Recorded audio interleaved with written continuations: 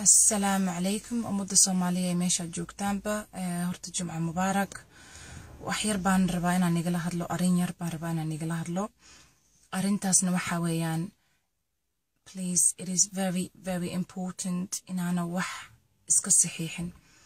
I am talking about any written contract, anything to do with the legal matters, anything that you don't understand. Please إسكي إلالي إنا وح لإسك الصحيحو. dad badan baa bool ku dhaceen intay wax iska saxiixeen oo na fahmin hadhowtu that is against you noqonaysa when it comes to anything.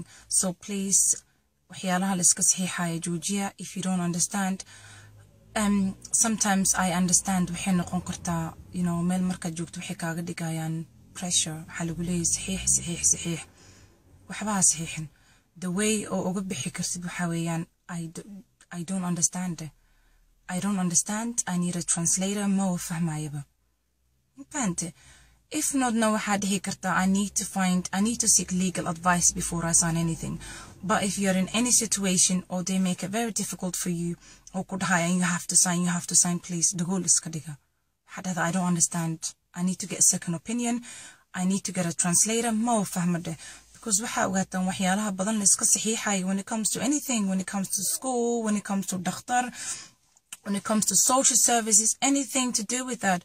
wax aan fahansaneyn haska saxiixina. hooyooyinkana I want to give you a little advice.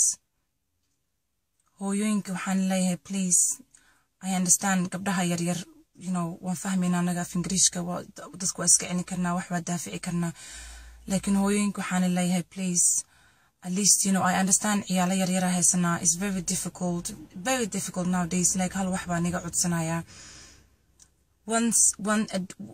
once a week حتى واحد آتان إنجليش كصوبرتا. It is very important. The reading, the writing, it is very important.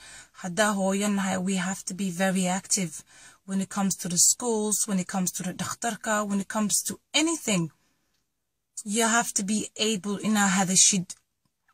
Anything to do with your child, you have to be able to communicate with the schools, because nowadays we have a lot of communication barriers oo dhacaan hooyooyinka iskoolka dhakhtarka ma fahantab. So please hooyooyinka hadaan bixi karin hadaa college aadi karin internetka laga bartaa internetka afka ka barta.